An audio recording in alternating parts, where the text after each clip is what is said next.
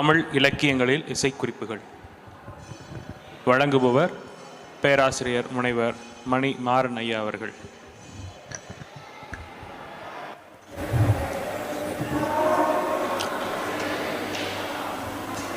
அன்பிற்கினிய தமிழ் சொந்தங்களே, கடல் கடந்தும் இந்த நிகழ்ச்சியை காணொளி வழியாக கொண்டு சேர்த்து அதனை பார்த்து கொண்டிருக்கக்கூடிய உலகளாவிய தமிழ் சொந்தங்களே, இந்த இணைய விழாவிற்கு வருகை தந்துள்ள சான்றோர் பெருமக்களே, தமிழறிஞர்களே, இசை வல்லுநர்களே, அன்பிற்கினிய சகோதர சகோதரிகளே, உங்கள் அனைவரையும் இந்த காலை பொழுதில் வணங்கி மகிழ்வதில் மட்டற்ற மகிழ்ச்சி அடைகின்றேன். உலகத் தமிழாய்வு அறக்கட்டளை மற்றும் பேரூர் ஆதீனம், சிரவை ஆதீனம் இணைந்து நடத்தக்கூடிய இந்த 2 நாள் இசைத்தமிழ் ஆய்வரங்கத்தில் பங்கு பெறுவதில் உண்மையிலேயே மிகுந்த மகிழ்ச்சி அடைகின்றேன். நான் அறிந்த வரையில் உலகெங்கும் பரப்பிய பெருமைக்குரிய சான்றோர் அண்ணாமலை அரசர், அவருக்கு பிறகு நெல்லையை இருப்பிடமாக கொண்டாலும் பூர்வீகமாக கொண்டாலும் தஞ்சையிலே இருந்து மிகப்பெரிய நூலான கருணாமிர்த சாகரம் என்ற இசை பெருங்கடல் என்றே சொல்லலாம், அப்படிப்பட்ட ஒரு நூலினை யாத்த ஆபிரகாம் பண்டிதர் அவர்கள் இசையினை, தமிழ் இசையினை உலகெங்கும் எடுத்து சென்றார். இந்த 2 பெரும் மனிதர்களும் மிகப்பெரிய தனவந்தர்கள். ஆனால் இந்த இசை விழாவை நடத்தி கொண்டிருக்கக்கூடிய உலகத் தமிழாய்வு அறக்கட்டளையின் நிறுவனர் அன்பிற்கினிய சகோதரர் சூலூர் சிவகுமார் அவர்களும், களப்பணியிலே ஈடுபட்டு இந்த விழாவை சிறப்பாக உலகெங்கும் எடுத்து சென்றிருக்கக்கூடிய மூத்த பத்திரிகையாளர் அன்பு சகோதரர் வளர் மெய்யேறிவாளன் அவர்களும், இவர்களோடு இணைந்து ஊக்கப்படுத்தி பல்வேறு செயல்களுக்கு துணை நிற்கக்கூடிய மதிப்பிற்குரிய அன்பு சகோதரர் ஐயா ஒரிஷா பாலு அவர்களும், எந்த வகையில் தனவந்தர்கள் என்று எனக்கு தெரியவில்லை, நிச்சயமாக அப்படி அவர்கள் இருப்பது போல் தோன்றவில்லை. ஆனாலும் அந்த மாபெரும் மனிதர்கள் அண்ணாமலை அரசர் செய்ததும் ஆபிரகாம் பண்டிதரும் செய்த அந்த மாபெரும் பணியினை இன்று இந்த இசை உலகிற்கு, எதிர்கால இசை தலைமுறைக்கு எடுத்து சென்று கொடையாக வழங்கக்கூடிய மிக பெரும் அறப்பணியினை செய்து கொண்டிருக்கிறார்கள். அவர்களை வணங்குகிறேன், போற்றுகிறேன். அவர்களுக்கு உங்கள் அனைவருடைய கரவொலியோடு ஒரு வாழ்த்துக்களை தெரிவிப்பதில் பெருமகிழ்ச்சி அடைகின்றேன்.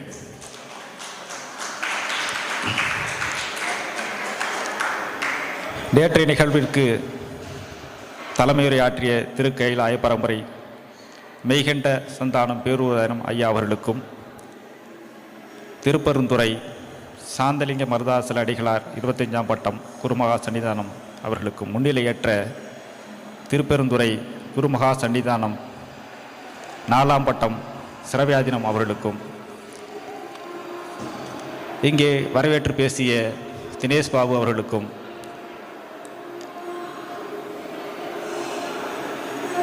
தமிழ்துறை உதவி பேராசிரியர் அருமை சகோதரர் கிருஷ்ணபர் அவர்களுக்கும், வரலாற்று ஆய்வாளர் பல்லடம் பொன்னுசாமி அவர்களுக்கும், இறுதியாக பேச இருக்கின்ற ரமேஷ் பெரியசாமி, சக்திராஜாரம், தூரன் பே வேலுசாமி போன்றவர்களுக்கும், அன்பிற்கிடையே நண்பர் கோபாலகிருஷ்ணன் அவர்களுக்கும், இந்த அமைப்பிற்கும்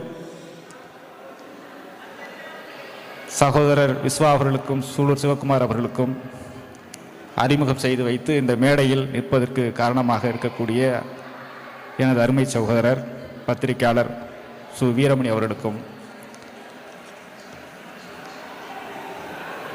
இதே போல அடுத்ததாக பேச வரக்கூடிய திரைப்படத்துறையை சார்ந்த அருமை சகோதரர் பொன்வன் அவர்களுக்கும், அண்ணாமலை சுகுமாரன் அவர்களுக்கும், முகமது அவர்களுக்கும், சிறவை ஆதீன புலவர் அல முத்து பழனியப்பன், லியோ ஜேம்ஸ் உள்ளிட்ட அனைத்து சான்றோர் பெருமக்களும் என்னுடைய பணிவான வணக்கத்தினை தெரிவித்துக் கொள்கின்றேன். எனக்கான தலைப்பு தமிழ் இலக்கியத்தில் இசை கருவிகள். இலக்கியங்களில் ஏதோ செய்திகள் சொல்லப்பட்டிருக்கின்றன, அதுவும் குறிப்பாக சங்க நூல்களில் என்ன சொல்லி இருக்கிறார்கள் என்பதை படித்தறிவது என்பதே இன்றைய இளைஞர்களுக்கு கடினமாக இருக்கக்கூடிய ஒரு நிலை. காரணம், வழக்கொழிந்து போன சொற்கள், அந்த செய்யுள் நடை புரியாமை, அதற்குள் முழுமையான பயிற்சியற்ற ஒரு நிலை. ஆனால் அந்த இலக்கியத்தை படிக்க ஆரம்பித்தால் அது கற்கண்டு. இசை மட்டுமல்ல, மருத்துவம், வானியல், ஜோதிடம், போர்க்கருவிகள், வாழ்வியல் முறைகள், வேளாண்மை, நீர் மேலாண்மை போன்ற பல்வேறு கருத்துக்கள் தமிழ் இலக்கியத்தில் கொட்டி கிடக்கின்றன. அதனால்தான் இன்று உலகம் முழுவதும் இருக்கக்கூடிய தமிழர்கள் மட்டுமல்லாது பிற மொழி சார்ந்த ஐரோப்பிய நாட்டை சார்ந்த பலரும் தமிழியல் ஆய்வில் தொடர்ச்சியாக ஈடுபட்டு வருகின்றார்கள்.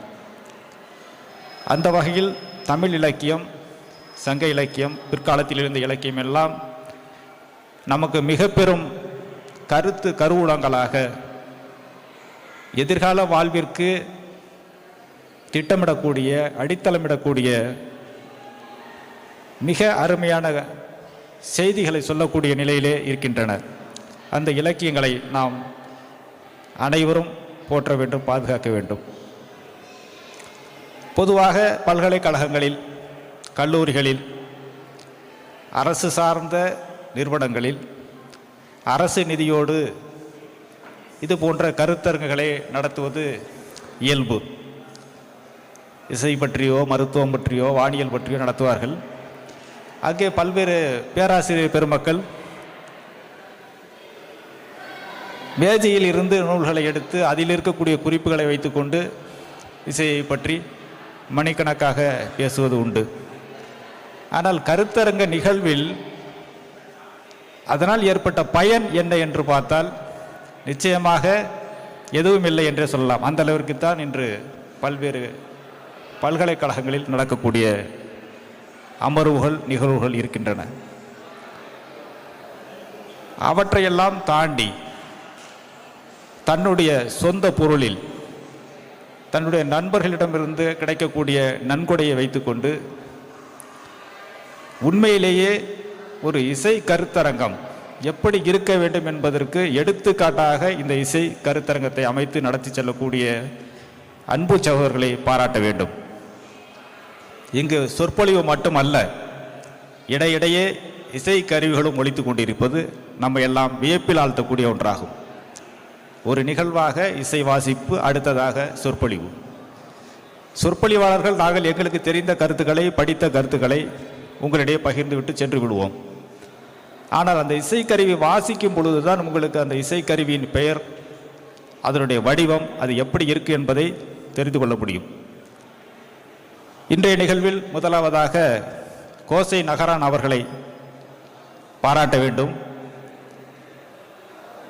அவரை கடந்த 2 ஆண்டுகளுக்கு முன் சந்திக்கும் போது 60 இசைக்கருவிகளை பயன்படுத்தியதாக தெரிவித்தார். இந்த ஆண்டு 70 இசைக்கருவிகளை சேகரித்து பயன்படுத்தி வருகிறார். அந்த வகையில் பார்க்கும்போது இசையை பற்றி, இலக்கியத்தில் இருக்கக்கூடிய இசை கருவிகளை பற்றி பேசுவதை விட அவற்றை வடிவமைத்து அதை மேடையில் அரங்கேற்றக்கூடிய அவர்தான் உண்மையிலேயே மிகச்சிறந்தவர். அவரை நாம் போற்ற வேண்டும், பாதுகாக்க வேண்டும். தமிழ் கூறும் நல்லுலகம் அவருடைய நிகழ்ச்சிகளை பல்வேறு இடங்களுக்கு கொண்டு செல்ல வேண்டும். அடுத்த தலைமுறைக்கு அந்த இசைக்கருவிகளை, வடிவங்களை காட்சிப்படுத்த வேண்டும். அதை செய்யக்கூடிய பெரும்பணியை அவர் செய்து கொண்டிருக்கின்றார். அந்த குழுவில் ஒரு பெரியவர் காலையில் திருச்சின்னம் வாசித்ததை கண்டேன். நிச்சயமாக இன்று நாம் ஒரு 45-50 வயது கடந்து விட்டால் மாடிப்படி ஏறுவது என்பதற்கே மூச்சு திணறக்கூடிய சிரமமான சூழ்நிலை. அந்த திருச்சின்னம் ஊதுவது, அந்த இசை ஒளிகளுக்கு மத்தியில் அந்த பெரியவர் வாசித்த திருச்சின்னம் அந்த ஒளி தனித்து காணப்பட்டது.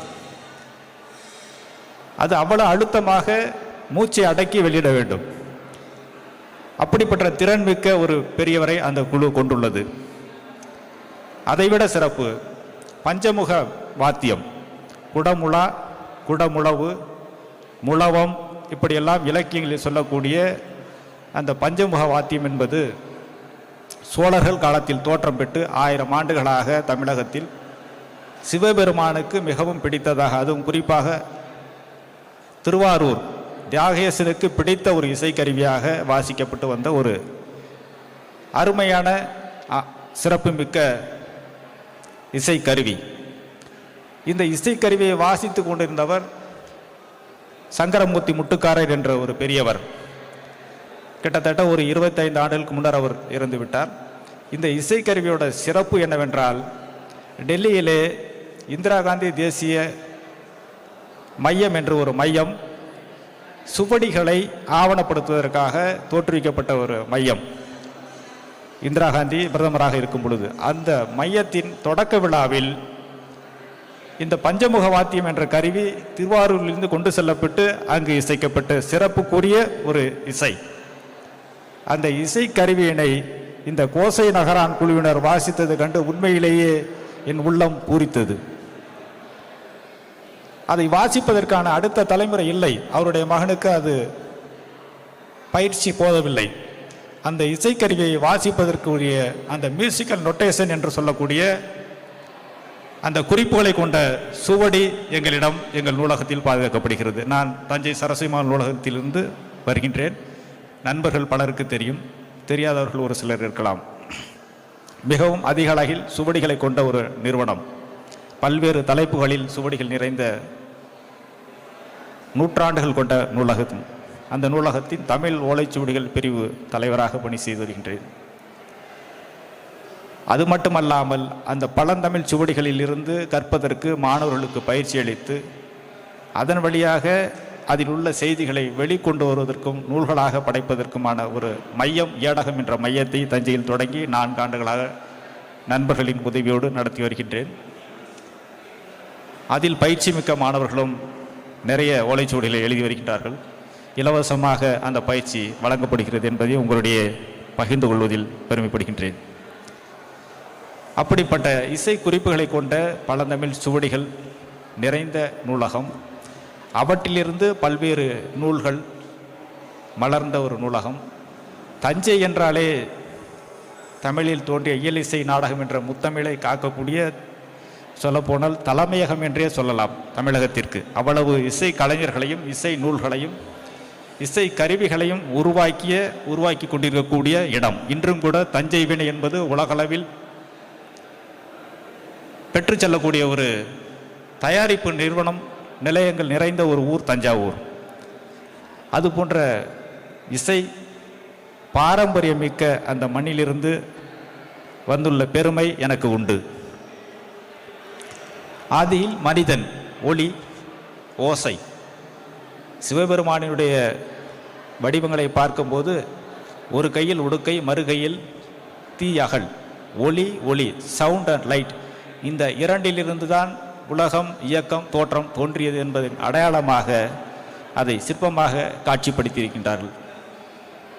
அங்கிருந்து தோற்றம் பெற்ற அந்த ஒளி, ஓசை பின்னர் நாளடைவில் பல்வேறு இசை கருவிகளாக வடிவம் பெற்றது. வாயால் ஒலி எழுப்பி அதனால் இசைத்த மனிதன் பிறகு கருவிகளை படைக்க தொடங்கினான். இந்த வரலாற்று செய்திகள் எல்லாம் நீங்கள் அறிந்த ஒன்றுதான். சங்க நூல்களை பொறுத்தவரை தன்னுமை என்ற ஒரு இசைக்கருவி 23 இடங்களில் குறிப்பிடப்படுகின்றது. துடி என்ற இசைக்கருவி 29 இடங்களில் குறிப்பிடப்படுகின்றது. இதுபோல நூற்றுக்கணக்கான இசை கருவிகளை பற்றிய குறிப்புகளை நம்மளுடைய இலக்கியங்கள் காட்டுகின்றன. இந்த இசைக்கருவிகள் சங்க காலத்தில் மட்டும்தான் இருந்ததா, அதற்கு முன்னர் தமிழர்கள் பயன்படுத்தவில்லை என்றால் நிச்சயமாக இருக்கின்றது. அதற்கான இலக்கிய சான்றுகள், கல்வெட்டு சான்றுகள் நமக்கு இல்லாவிட்டால் கூட எந்த ஒரு செயலுமே தொடர்ச்சியான ஒரு நிலையிலிருந்து தான் அடுத்த நிலைக்கு வர முடியும். அந்த வகையில் குகைகளில் காணப்படக்கூடிய, பாறைகளில் காணப்படக்கூடிய ஓவியங்களை பார்க்கும்போது 50,000 ஆண்டுக்கு உட்பட்ட பாறை ஓவியங்களில் கண்டெடுக்கப்பட்ட ஒரு ஓவியத்தில் ஒரு மனிதன் குழல் வாசிப்பது போன்ற காட்சி வரையப்பட்டுள்ளது. ஆக பல்லாயிரம் ஆண்டு காலத்திற்கு முன்னராகவே தோன்றிய அந்த இசை கருவிகள் எப்படி இலக்கணத்திற்கு ஒரு வடிவமைப்பு, ஒரு சிறந்த லா புக், ரூல் புக் எப்படி உருவானதோ தொல்காப்பியம் என்பது போல சங்க நூல்களிலே இசை பற்றிய குறிப்புகள் நிறையவே காணப்படுகின்றது. அதற்றை நாம் சங்க காலத்தில் பிரித்து வைத்துள்ளார்கள். 1 தோற்கருவிகள், 2 துளைக்கருவிகள், நரம்பு கருவிகள், கஞ்ச கருவிகள், இந்த 4 வகை கருவிகளாக பிரித்து இதிலிருந்து சேர்ந்து இசைக்கும் பொழுது இசையை மிடற்றினால் பாடுபவரின் ஒளியுடன் சேர்ந்து பஞ்சமா சத்தம் என்ற ஒரு அமைப்பை உருவாக்கி 5 வகையாக பிரித்து வைத்துள்ளார்கள். அதிலே பேரிகை, படகம், இடுக்கை, உடுக்கை, மத்தளம், சல்லி, கரடி முதலியனவெல்லாம் தோற்கருவிகளாக வகைப்படுத்தியிருக்கிறார்கள். வங்கியம், கொம்பு, தாரை, குழல், அந்த குழலிலே நெடுங்குழல், குறுங்குழல் என்ற 2 வகை உண்டு. இன்று கூட காலையில் அவர்கள் கோசை நகரம் வாசிக்கும்போது அந்த நெடுங்குழலை ஊதிக்கொண்டிருந்தார். தாளம், சங்கு போன்ற இவையெல்லாம் துளைக்கருவிகளாகவும், யாழ், வீணை, கிண்ணறி இவையெல்லாம் நரம்பு கருவிகளாகவும், கைமணி தாளம், கஞ்சதாளம், கொண்டி இவையெல்லாம் கஞ்ச கருவிகளாக வகைப்படுத்தி இருக்கின்றார்கள். இந்த இசைக்கருவிகள் பல்வேறு வகையில் இருந்தாலும் கூட நமக்கு குறுந்தொகை என்ற சங்க நூலில் அத்தனை நூல்களில் உள்ள பட்டியல்களை பார்த்து கொண்டிருந்தவனால் நம்மளுடைய நேரம் அதிகமாகும். அகப்பொருள் செய்திகளை விளக்கக்கூடிய அந்த குறுந்தொகை நூலில் இசை கருவிகளையும் பண்களையும் பற்றி நிறையவே குறிப்புகள் இருக்கின்றன. அதில் இருக்கக்கூடிய அந்த கருவிகளின் பெயர் பட்டியலை மட்டுமே உங்களிடம் பகிர்ந்து கொள்ள விரும்புகின்றேன். இங்கு கூட அந்த இசை கருவிகள் இருக்கக்கூடிய காட்சியகத்தில், காட்சி கூடத்தில் இசைக்கருவிகளின் பெயர் பட்டியல் வைத்துள்ளார்கள். அதை பார்க்கும்போது சில வகை இசைக்கருவிகள் இந்த பட்டியலில் இல்லாமல் இருப்பது கூட விடுபட்டிருக்கக்கூடிய வாய்ப்புகள் உண்டு. நம்மிடம் உள்ள ஒரு பெரிய குறைபாடு என்னவென்றால், சுவடிகளில் தமிழ் மருத்துவத்தில் காணப்படக்கூடிய பல்வேறு மருத்துவ குறிப்புகள் இருக்கின்றன. அவற்றுக்கான செடி கொடிகளெல்லாம் இருக்கின்றன. எந்த செடி என்பதை இன்று அடையாளப்படுத்த முடியாத ஒரு சூழ்நிலையில் தான் நாம் இருக்கின்றோம். இன்றைய தலைமுறைக்கு மருத்துவம் சார்ந்த அத்தனை சுவடிகளிலும் காணப்படக்கூடிய செய்திகளை எந்தெந்த தாவரங்கள் எது என்பது சரியாக அடையாளம் காண முடியாத நிலை, அது போன்ற நிலைதான் இசைக்கருவிகளுக்கும் இருக்கின்றது. இங்கு 70 இசைக்கருவிகள் வைத்திருந்தாலும் கூட பல்வேறு இசைக்கருவிகளின் வடிவம் என்ன என்பதை காண முடியாத நிலை. ஒரு சில இலக்கியங்களில் வடிவத்தை குறிப்பிட்டிருக்கிறார்கள், அளவு முறைகளை குறிப்பிட்டிருக்கிறார்கள். பலவற்றுக்கு இதுதான் அந்த இசைக்கருவியா என்று அடையாளம் காண முடியாத ஒரு நிலை இருக்கின்றது. அதனால் இங்கு வந்திருக்கக்கூடிய அந்த இசைத்துறை சார்ந்த வல்லுநர்கள், இசையை மீட்டெடுக்கக்கூடிய அந்த பெரும் பொறுப்பில் இருக்கக்கூடியவர்கள் இந்த கருவிகளை அடையாளப்படுத்தி எப்படி இருந்திருக்கும். இப்பொழுது அவர்கள் இந்த பஞ்சமுக வாத்தியம் புதிதாக செய்து வைத்துள்ளார்கள். இது போன்ற அந்த கருவிகளையும் மீட்டுருவாக்கம் செய்ய வேண்டும் என்ற வேண்டுகோளையும் உங்களிடையே வைக்கின்றேன். குறுந்தொகை காட்டக்கூடிய தாள முழக்கு கருவிகள், கடிவிசை முரசு, உருமு, கடிப்பிகு முரசு, கயிறாடு பறை, கிளிகடி கருவிகள், குணில்வாய் முரசு, குளிர் என்னும் கருவியால் கிளிகடிதல், தட்டை பறை, தன்னும்மை, தன்னன் முரசு, தவளைவாய் கிண்கிணி, தழல், நொப்பறை, பதலை, பறைபானால், முழங்குதல், பனைமரத்தின் அடிக்கு முழவு, முரசு, வென்றேரி முரசு போன்ற பல கருவிகளை குறுந்தொகையை நமக்கு சுட்டி காட்டுகின்றது.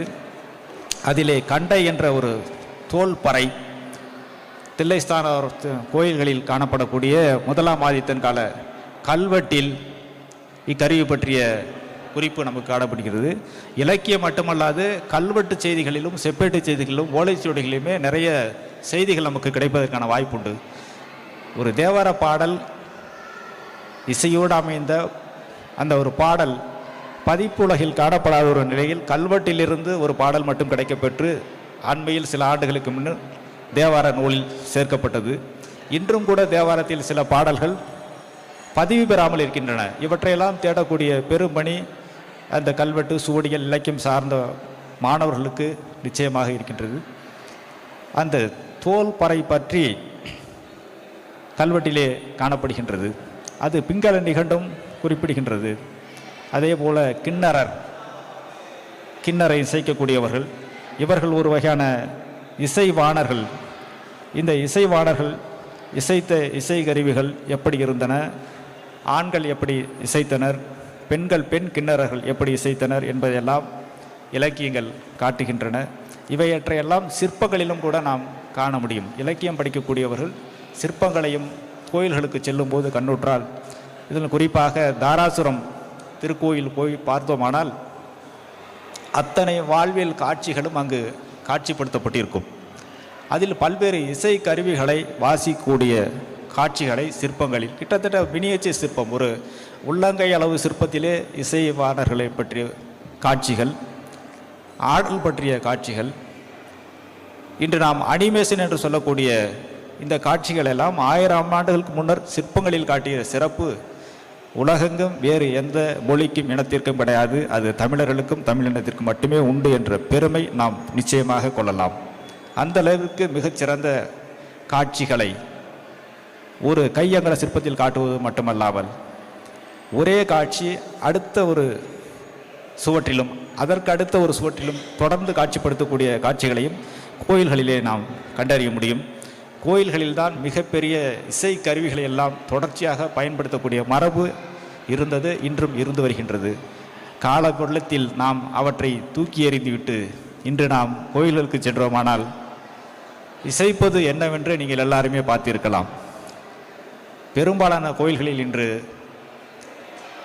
மின்சாரத்தில் இயங்கக்கூடிய இசைக்கருவிகளை நீங்கள் பார்க்கலாம்.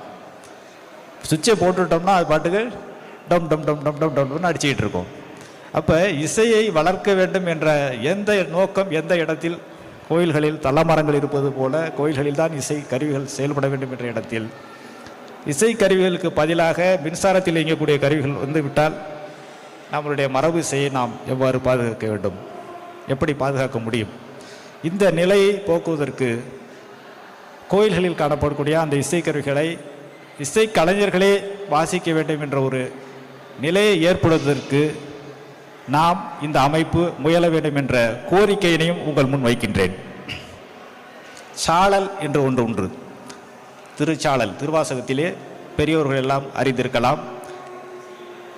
மகளிர் கூடி முரண்பட்ட செய்திகளை, இவர் தீயவர் என்று சொன்னால் இல்லை இல்லை அவர் நல்லவர் என்று சொல்லக்கூடிய இது போன்ற ஒரு விளையாட்டான ஒரு இசை நிகழ்வு, அது இசையோடு கூடிய ஒரு நிகழ்வு, அது சாழல் என்பார்கள். அது தமிழகத்தில் நடைபெற்ற ஒன்று. இன்று அவையெல்லாம் மாறிவிட்டன, சொல்லப்போனால் மறைந்து போய்விட்டன என்றே கூறலாம். எடுத்துக்காட்டாக சிவபெருமானை ஒருத்தி நஞ்சுணவோன் அப்படின்னு சொல்லுவார். உடனே அதுக்கு மற்றவள் நஞ்சுண்டு வருந்தி உலகை மீட்டான் என்பாள். அவங்க சொல்லும்போது அவன் நஞ்சு உணவு, இவங்க சொல்லும்போது நஞ்சு உணவை அருந்தி உலகத்தை மீட்டான். இதுபோல குறைபாடான செய்திகளை ஒருவர் சொல்லவும், இல்லை இல்லை அவர் நிறைவான செய்திகளை சொல்வதாக எதிரெதிராக சொல்லக்கூடிய ஒரு நிகழ்வு சாழல் என்ற ஒரு போக்கு மாணிக்க வாசகர் இதை பயன்படுத்தியுள்ளார். குறை கூறுவது போன்று கூறிய குற்றச்சாட்டுக்கு மறுப்பு கூறுகையில் அதில் ஆழமான இறையியல் கருத்துக்களும் மெய்யியல் கருத்துக்களும் சேர்ந்து விளக்கப்படுவதுதான் இந்த சாழல் அமைப்பின் மிகு சிறப்பாகும். இது போன்ற நிகழ்வு, இசை நிகழ்வு, இதில் பயன்படுத்தப்பட்ட இசை நுட்பங்கள் இன்று நம்மிடையே இல்லாமல் போய்விட்டது. இவற்றை நாம் மீட்டூராக்கம் செய்யக்கூடிய நிலையில்தான் இருக்கின்றோம். அதே போல பெரிய புராணத்தில் இருக்கக்கூடிய ஊது கருவிகள் பற்றி மிகப்பெரிய தமிழ் நூல், அடியார்களை பற்றிய குறிப்பாக இருந்தால் கூட பல்வேறு சமூகம் சார்ந்தவர்களுடைய வாழ்வியல் முறைகளை ஐயா ஒரிசா பாலு அவர்கள் சொல்லும்போது கூட, நான் சாதிகளை பற்றி ஆய்வு செய்வது சாதிய ஏற்றத்தாழ்விற்காக அல்ல, ஆனால் அவர்களுடைய மரபு சார்ந்த அந்த பயன்பாடுகள் என்னவென்று அறிந்து கொள்ள வேண்டும், அதை தெரிந்து கொள்ள வேண்டும், பதிவு செய்ய வேண்டும் என்பார். அதுபோன்று பல்வேறு நிலைப்பட்ட மனிதர்கள் எப்படி இறைவனோடு ஒன்றினார்கள் என்பதை குறிப்பிடக்கூடிய அந்த பெரிய புராணத்திலும் பல்வேறு இசைக்கருவிகளை பற்றிய குறிப்புகள் நமக்கு நிறைய கிடைக்கின்றன. அதிலே ஒரு இசைக்கருவி, ஒரு ஊதுகருவியை பற்றி, தாரை என்னும் ஊதுகருவியை பற்றி குறிப்பிடுகிறார்கள். இந்த தாரை, தப்பட்டை என்றெல்லாம் சொல்லுவோம் நாம் கலோக்கியலாக. ஒரு சிறு அறிவிப்பு, ஆங்காங்கே இருக்கக்கூடிய அன்பர்கள் வந்து இருக்கையிலே அமர்ந்து கொண்டால் அடுத்தடுத்த நிகழ்வுகளுக்கு வாய்ப்பாக இருக்கும். தயவு கூர்ந்து கண்காட்சியிலேயும் வெளியிலேயும் இருக்கிறவர்கள் இங்கே உள்ளே வந்து அமரும்படியாக அன்போடு அழைக்கிறோம். கண்காட்சி பகுதியிலேயும் இங்கேயும் வெளியேயும் இருக்கிற அன்பர்கள் உள்ளே வரும்படியாக அன்போடு அழைக்கப்படுகிறீர்கள். அதாவது மேடையில் ஏறி பேசக்கூடியவர்களுக்கு எப்பொழுதுமே அரங்கு நிறைந்திருந்தால் அது ஒரு மகிழ்ச்சி. அவர்களை பார்க்கும் போதே உற்சாகம் தொற்றிக்கொள்ளும். அரங்கு குறைவாக இருந்தால் கொஞ்சம் உற்சாகமும் குறையும். அது எங்களை போன்ற மேடை பேச்சாளர்கள். ஆனால் உண்மையில் நாங்கள் வருந்த வேண்டியதில்லை. இப்படிப்பட்ட ஒரு நிகழ்வை இரவு பகல் கண் துஞ்சாது. நான் சிவகுமார் அருகில் இருந்து 2 நாட்களாக பார்த்தேன். அவரால்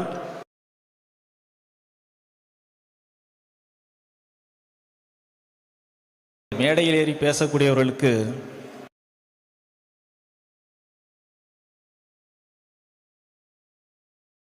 மேடையில் ஏறி பேசக்கூடிய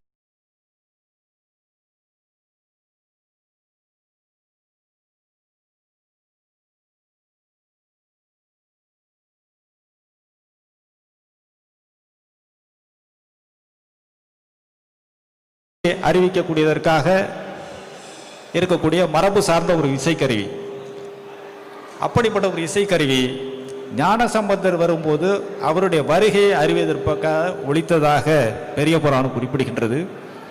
இங்கே நாம் பார்க்க வேண்டிய செய்தி, மன்னனுக்கு என்ன மரியாதையோ அதே மரியாதை அடியவர்களுக்கும் ஆன்றோர்களுக்கும் அறிஞர்களுக்கும் வழங்கப்பட்ட செய்தியை தாரை ஊதி வரவேற்ற அந்த செய்தியை பெரிய புராணம் குறிப்பிடுகின்றது.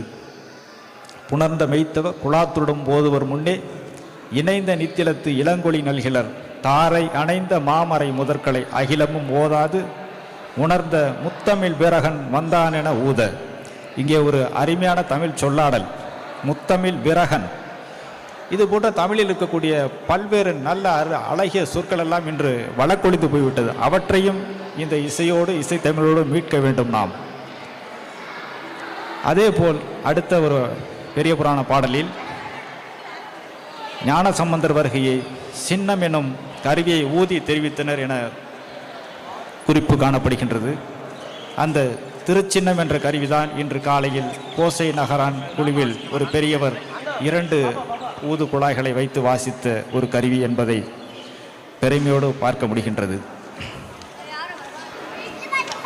இந்த தோல் கருவிகளின் வகைப்பாடுகளை பற்றி அடியார்க்கு நல்லார் நாம் அனைவரும் அறிந்த ஒரு உரையாசிரியர்.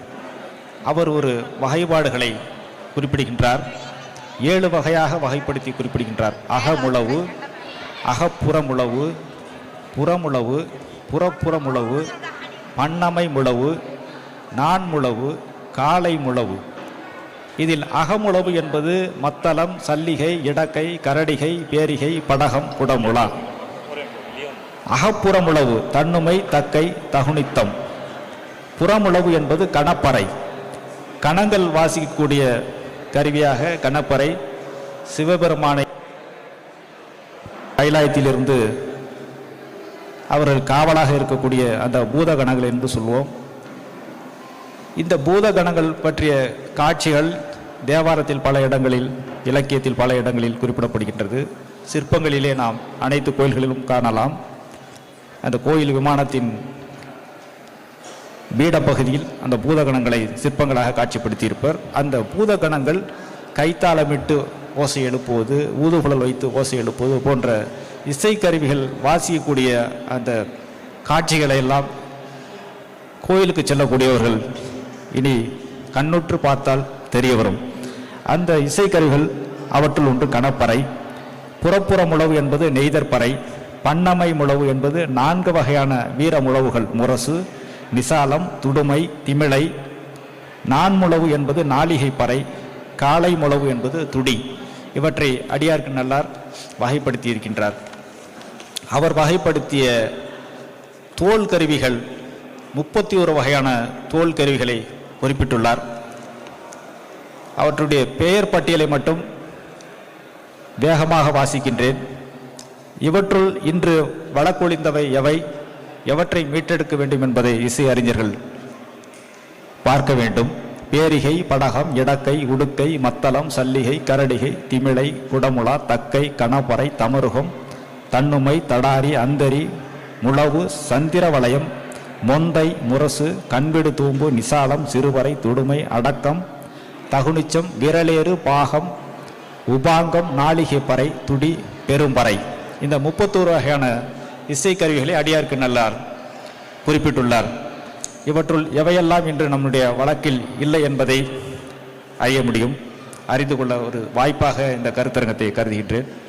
அதே போன்ற தோற்கருவிகளை பற்றி மிகப்பெரிய ஒரு பட்டியலே இருக்கின்றது. கிட்டத்தட்ட 80க்கு மேற்பட்ட தோற்கருவிகள். அவற்றில் சில பெயர்களே நமக்கு ஜமலிகா, மகுளி, படலிகை, நகரி, துத்திரி, தவண்டை கூட அவர் வச்சிருந்தார். அவர் நம்ம கோசை நகரான் குழு தவண்டை பேர் இருக்கு. சூரியபிறை, சந்திரபிறை, கும்மடி, கல்லல், கல்லவடம், இந்த கருவிகளெல்லாம் இன்று இருப்பதாகவே தெரியவில்லை. இது போன்ற கருவிகள் மிகப்பெரிய ஒரு பட்டியலை கொடுத்திருக்கிற ஆவஞ்சி என்ற ஒரு கருவியின் பெயர், இதெல்லாம் இருக்கிறதா என்பதை நாம் பார்க்க வேண்டும். அதே போல திருப்புகழில், பிற்கால இலக்கியமான திருப்புகழில் நாட்டுப்புற இசை கருவிகளை பற்றிய குறிப்பு நிறையவே கிடைக்கின்றது. கிட்டத்தட்ட 36 வகையான கருவிகளை இங்கே குறிப்பிடுகின்றார்கள். இடக்கை, இடகுபறை, இரிகை, உடுக்கை, கூவிளம், கொம்பு, தம்பட்டம். நம்ம வழக்கில் சொல்லிட்டு இருக்கோம் தம்பட்டம் அடிச்சுக்கிட்டு இருக்கோம் அப்படிம்பாங்க. இப்போ தம்பட்டம் என்பது ஒரு இசைக்கருவியோட பெயர். சேகனம், துந்துபி, படகம், மண்டை, ஒரு இசைக்கருவியின் பெயர் மண்டைனே குறிப்பிடுறாங்க. முருகு, இதுபோல 36 வகையான இசைக்கருவிகளை திருப்புகழ் காட்டுகின்றது. திருக்கோவில்கள் தான் இசையை வளர்த்தன, திருமடங்கள் தான் இசையை வளர்த்தன. அந்த வகையில் திருக்கோவில்களிலே காணப்படக்கூடிய இசைக்கருவிகள் மிகப்பெரிய ஒரு பட்டியல், 53 வகையான இசைக்கருவிகள் காட்டப்படுகின்றது. அது நாகஸ்வரம் எல்லோருக்கும் தெரிஞ்சிருக்கும். கல் நாகஸ்வரம் கூட சிற்பத்தில், அதாவது கல்லால் வடித்த நாகஸ்வரம் தஞ்சை மாவட்டத்தில் இருக்கின்றது. இது போன்று இதில் இருக்கக்கூடிய 36 வகையான இசைக்கருவிகள் கோயில்களில் வாசித்தார்கள். இப்போ எல்லாவற்றிற்கும் மேலாக சங்க நூல்களை விட மிக மிக அதிகமான இசை கருவிகளை பற்றிய குறிப்புகளை தரக்கூடிய நூல் கல்லாடம். கல்லாடர் என்ற புலவர் பலர் இருந்ததாக நமக்கு வரலாறு சொல்கின்றது. கல்லாடம் எழுந்த காலம் சோழர்கள் காலம், 10ஆம் நூற்றாண்டு, 12ஆம் நூற்றாண்டு என அறிஞர்களிடையே மாறுபட்ட கருத்துக்கள் இருந்தாலும் தமிழில் எழுந்த மிகப்பெரிய ஒரு அரிய நூல் கல்லாடம். கல்லாடம் கற்றவனோடு சொல்லாடாதே, கல்லாடம் கற்றவனோடு மல்லாடாதே என்ற வழக்கு சொல் நம்மிடையே உண்டு. நௌஷதம் புலவர்க்கு ஔஷதம் என்பார்கள். ஆளும் வேலும் பல்லு குருதி, நாலும் இரண்டும் சொல்லு குருதி, இவையெல்லாம் தமிழில் எழுந்த நூல்களின் சிறப்பை விளக்குபவை. அந்த வகையில் கல்லாடம் கற்றவனோடு மல்லாடாதே என்ற சொல்லாடல் தமிழ் வழக்கில் உண்டு.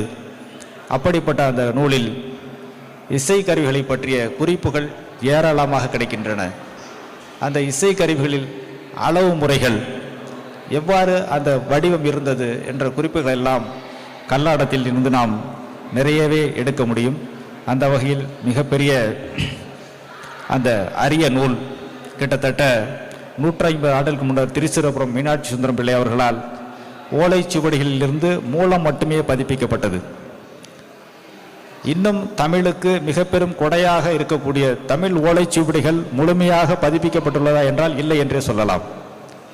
இலக்கியம் சார்ந்த சுவடிகளிலும் கூட நிறைய விடுபாடுகள் இன்னும் தேடி கண்டறிய வேண்டிய செய்திகள் இருக்கின்றன. மருத்துவம் சார்ந்த சுவடிகளில் கிட்டத்தட்ட 60% சுவடிகள் இன்று பதிப்பிக்கப்படாமலேயே வெறும் காட்சி பொருளாக தமிழகம் மட்டுமல்ல உலக நாடுகள் முழுக்க இருக்கின்றது.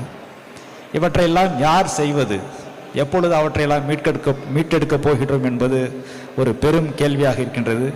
அந்த வகையில் இந்த கல்லாடம் 150 ஆண்டுகளுக்கு முன்னர் திருச்சிற்றம்பலம் மீனாட்சி சுந்தரம்பிள்ளை அவர்களால் மூலம் மட்டுமே பதிப்பிக்கப்பட்டு வெளிவந்தது. பின்னர் மயிலேறும் பெருமாள் பிள்ளை, புதுவை சுப்பராய பிள்ளை, காஞ்சிபுரம் ராமசாமி நாயுடு போன்றோரால் உரையுடன் பதிக்கப்பட்டு வெளிவந்த அற்புதமான ஒரு நூல். இந்த நூலை இசை துறையில் இருப்பவர்கள், இசை அறிஞர்கள் நிச்சயமாக படிக்க வேண்டும். மீண்டும் மீண்டும் படித்தால் அதில் உள்ள இசைக்கருவிகளை பற்றிய பல்வேறு குறிப்புகளை நாம் எடுக்க முடியும். அவற்றிலிருந்து அந்த கருவிகளை மீட்டுருவாக்கம் செய்ய முடியும். அதில் காணப்படக்கூடிய கருவிகளில் ஒரு சில கரடிகை, குடமுழவு, கைக்கிளை, கொக்கரை, கொடுகொட்டி, சங்கம், சல்லரி, தகுனித்தம், தன்னுமை, தமருகம், நாரத பேரியால், பாடகம், பிடவு, முருகியம், முல்லையால், முளையுரை, முளரி, முந்தை, இது போன்ற கருவிகளை கல்லாடம் நமக்கு காட்டி நிற்கின்றது. இசை துறை சார்ந்தவர்களுக்கு மிக பயனளிக்கக்கூடிய ஒரு தமிழ் இலக்கிய நூல் கல்லாடம். அதுபோல தஞ்சை இசைக்கான சிறப்புமிக்க ஒரு ஊர்.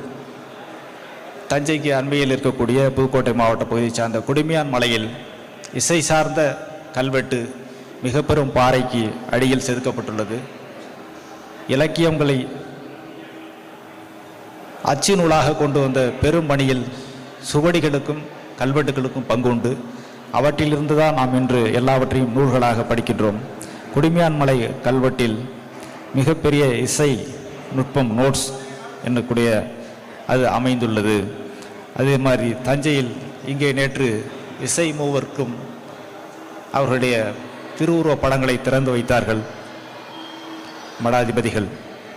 தஞ்சையில் இசை நால்வராக கருதப்பட்ட சின்னையா, பொன்னையா, சிவானந்தம், வடிவேலு இவர்களை பற்றிய அவர்களுடைய மரபு பற்றிய தொடர்ச்சியையும் அங்கிருக்கக்கூடிய அவர்கள் பயன்படுத்திய இசைக்கருவிகளையும் பதிவு செய்ய வேண்டிய பெரும் பணியும் நமக்கு இருக்கின்றது.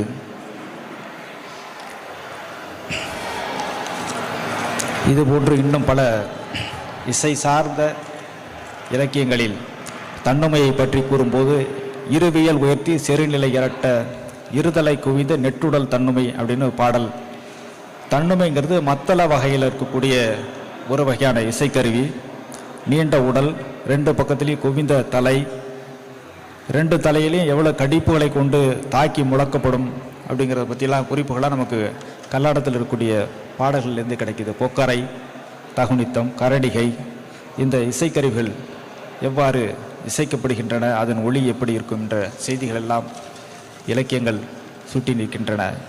தஞ்சையை பொறுத்தவரை பல்வேறு இசை கருவிகளை உருவாக்கிய இசைத்த நீண்ட ஒரு நெடிய பாரம்பரியத்துக்கு சொந்தமான ஊர். தமிழகத்தில் பல்வேறு பகுதிகளில் இசை இருந்தாலும் கூட இங்கு தஞ்சை பெரிய கோயிலில் இசை நாட்டியம் போன்றவற்றிற்கான முடித்துக் கொள்கிறேன். டைம் போட்டார். என்னுடைய அமைப்பு ஏடகத்தில் நடக்கும்போது அப்படி தான் இருக்கும். அந்த குறித்த நேரம் 6:30 மணி என்றால் சரியாக 6:30 மணிக்கு தொடக்கப்படும். தஞ்சையில் இருக்கக்கூடிய நண்பர்களுக்கு நன்கு தெரியும். பல்வேறு இடங்களில் நிகழ்ச்சி ஆரம்பிப்பதற்கான நேரம் ஒன்றாக இருக்கும், ஆனால் தொடங்கக்கூடிய நேரம் ஒன்றாக இருக்கும். கிட்டத்தட்ட 39 கூட்டங்கள் நடத்தியிருக்கிறோம். நண்பர் வீரமணிக்கு தெரியும். கரெக்டாக 6:30 ஆரம்பிச்சிருவோம். அதே மாதிரியே பேசிகிட்டு இருக்கும்போது சீட்டு கொடுத்துருவோம். நண்பர் செய்கை காட்டிட்டார். ஒரு சின்ன விஷயங்களை முடிச்சுக்கிறேன். தஞ்சை பெரிய கோயிலில் பல்வேறு இசை நிகழ்ச்சிகள் நடந்து வந்தன. ராஜராஜ சோழர் நாடகம் தொடங்கி சென்ற நூற்றாண்டில் அஷ்டகுடி பிரபந்தம் என்ற நாடகம் வரைக்கும் தொடர்ந்து நடந்தது. அதில் கொட்டையூர் சிவகுழுந்த தேசிகர் பாடிய நூல் ஏட்டுச்சுவடியாக இருக்கின்றது. அந்த ஏட்டுச்சுவடி நூல் குறவஞ்சி நாடகத்தை கூட பெரிய கோயிலே தொடர்ந்து நடத்தியிருந்தார்கள். அதற்கான அந்த தாள கருவிகள் இசைப்பவர்கள், ஆடல் பாடல் நிகழ்ச்சியில் பங்கு பெற்றவர்கள், அந்த கலைஞர்களுடைய பெயர், அவர்களுக்கு வழங்கப்பட்ட மானியம், அவர்களுக்கு வழங்கப்பட்ட ஊதியம் போன்ற அத்தனை விஷயங்களையும் பெரிய கோயிலில் கல்வெட்டாக பதிவு செய்துள்ள பெருமை சோழ மன்னர்களுக்கு, குறிப்பாக ராஜராஜனுக்கு உண்டு. தஞ்சையில் தொடர்ந்து அதே போல தஞ்சை வீணை என்ற மரபு இசைத்துறை, இசை கலைஞர்களுக்கு, இசை கருவிகளுக்கு தஞ்சை வீணை என்பது இன்றும் மிகப்பெரிய ஒரு பார்வை உள்ளது. உலக நாடுகளில் உள்ள பலருக்கும் தஞ்சை வீணையை வாங்கி பரிசு வழங்கக்கூடிய ஒரு சிறந்த ஒரு இசை கருவி தஞ்சாவூர் வீணை. அவற்றில் விபஞ்சி வினை என்ற ஒன்றும் உண்டு. அதே போன்று நான் குறிப்பிட்ட அந்த தஞ்சை நால்வர் என்று சின்னையா, பொன்னையா, சிவானந்தம், வடிவேலு போன்றவர்கள்தான் பரதம் என்கின்ற அந்த தொன்மை மரபிற்கு புது மெருகேற்றி தமிழகத்தில் பரவச் செய்த இசை கலைஞர்கள். அவர்களுடைய பணிகளையும் நாம் போற்ற வேண்டும். பல்வேறு இசை கருவிகளை, இசை நுட்பங்களை அறிந்து கொள்வதற்காக தஞ்சைக்கு 1000 ஆண்டுகள் முற்பட்டும் சரி, 500 ஆண்டுகள் முற்பட்டும் சரி, 200 ஆண்டுகள் முற்பட்டும் சரி, வட இந்திய மாநிலங்களிலிருந்தும் உலக நாடுகளிலிருந்தும் இந்த இசை கற்பதற்காக தஞ்சைக்கு வந்த வரலாற்று குறிப்புகள் தஞ்சையில் எழுந்த பல்வேறு இலக்கியங்களிலே, குறிப்பாக பிற்கால மன்னர்கள் பிற்கால இலக்கியங்களில் நிறைய காணப்படுகின்றன. அவர்களுடைய பெயர்கள், அவர்கள் எதற்காக வந்தார்கள், எந்த மாதிரியான இசைக்கருவிகளை கற்றார்கள் என்ற செய்திகள் எல்லாம் நிரம்பிய சுவடிகளும் நூல்களும் நிறைந்த ஒரு நூலகமாக தஞ்சை நூலகமும் பெரிய கோயிலும் அமைகின்றது. பல இசைக்கருவிகள் பற்றிய நான் முன்னரே குறிப்பிட்டது போல கருத்தரங்குகளில் எங்களை போன்றவர்கள் கருவிகளை பற்றி படித்து அறிந்து அவற்றை உங்களோடு பகிர்ந்து கொள்வது என்பது ஒரு வகை, ஒரு பக்கம் தேவை என்றாலும் கூட, மறுபக்கம் அந்த கருவிகளை வடிவமைத்து, நான் உண்மையிலேயே காலையில் அவருடைய கோசைனாருடைய இதை கேட்கும்போது மெய் செலுத்து போனேன். பஞ்சமுக வாத்தியம் என்பது மறைந்து போன ஒன்று. அந்த நூலை பற்றி இன்று ஆசிரியர் எழுதுகிறார். குடமுழவும் என்ற ஒரு தனி நூலை எழுதியிருக்கின்றார். அந்த கருவியை மீட்டுருவாக்கம் பண்ணி அதை இசைக்கக்கூடிய அவரை போன்ற கலைஞர்களை, அவருடைய கருவிகளை, அவர்களுடைய அந்த வாசிப்பு திறனை இந்த மேடை ஏற்றி அழகு பார்த்த இந்த அமைப்பை சேர்ந்த அத்துணை நல்லுள்ளங்களுக்கும், இந்த கருவிகளை மீட்டுருவாக்கம் செய்து இசைத்து கொண்டிருக்கிற அவர்களுக்கும் என்னுடைய பாராட்டையும் வாழ்த்தையும் தெரிவிப்பதோடு, அவர்கள் செய்ய அந்த பெரும் பணிக்கு தலை வணங்குகிறேன் என்று கூறி விடைபெறுகிறேன். நன்றி, வணக்கம்.